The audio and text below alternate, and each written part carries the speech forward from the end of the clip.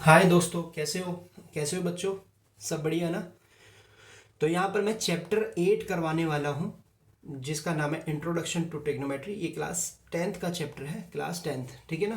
तो ये आप ध्यान रखना, ठीक है। क्लास 10 का है ये।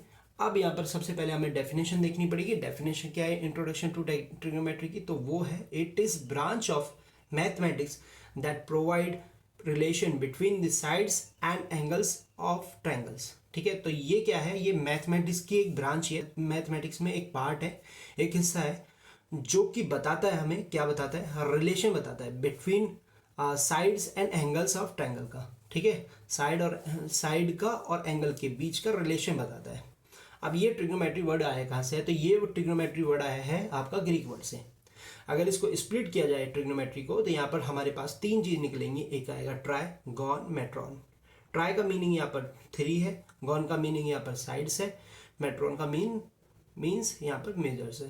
ओके, अब इसके अंदर आता है आपका right angle triangle. Right angle triangle का मीनिंग जिसमें एक एक एंगल आपका 90 डिग्री हो गई होगा। जैसे मैंने यहाँ पर बना रखा है ABC, राइट एंगल है ये बी वाला आपका जो एंगल है वो यहाँ पर 90 डिग्री है। ओके, तो यहाँ पर आप इसे ऐसे मेजर भी कर सकते हो, भाई 90 डिग्री है ये। अब कहानी क्या है? कहानी ये है कि भाई जो 90 डिग्री है उसके सामने वाला आपका हाइपोटेनस होता है, इसको हिंदी में कर्ण भी बोलते हैं हम। ठीक है, और जो बाकी बचे वो एक परपेंडिकुलर होगा, एक बेस होगा। वो कैसे पता चलेगा? वो पता चलेगा जिस एंगल से हम देख रहे हैं। तो हम एंगल किस से देख रहे हैं? मान लो सी से देख रहे हैं, है ना। तो सी से देख रहे हैं, तो सी के सामने वाला ये वाला आपका हो जाएगा परपेंडिकुलर, जिसको हम लंब बोलते हैं।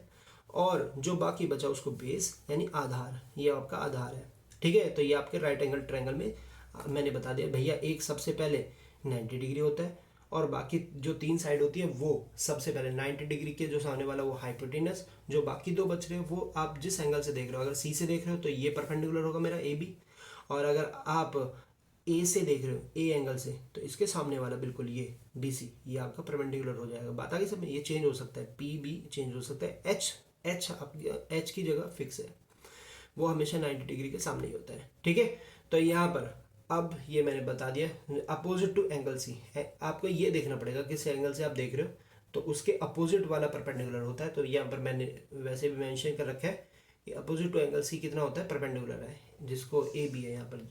ठीक है, बेस यहाँ पर हमारा BC है। और आपको यहाँ पर पाइथागोरस फॉर्मूला जरूर दोबारा से रिकॉल करना है, याद रखना है। ठीक है, वो होता है h⁻² = p⁻² + b⁻²। यहाँ 3 चीज़ है, 3 आइटम है, 1 2 3। अब इन 3 आइटम में क्या कहानी है? 3 आइटम में ये कहानी है कि अगर आपको 2 दे रखे हैं तो तीसरा निकल जाएगा, ये 2 दे रखे हैं तो ये निकल जाएगा। ठीक है, ये 2 दे रखे हैं h² और b² तो p² निकल जाएगा। वो आप फॉर्मूले में इंटरचेंज करके कर सकते हो। जैसे मैं यहाँ पर मेंशन कर देता हूँ, मान लो अगर मुझे p² निकालना है तो मेरा p² हो जाएगा, तो ये प्लस है इधर जाके माइनस, तो हमारा फॉर्मूला बन जाएगा एक और h² - b²। कहने का मतलब अगर मुझे p² निकालना है तो यहाँ पर h⁻² - b⁻² करना पड़ेगा मुझे, और ये मेरा निकल जाएगा। बात आगे सपोर्ट में मैं कोशिश करूँगा अच्छे से अच्छा वीडियो कंटेंट लाने के लिए आपके लिए। Okay, thank you, thanks a lot.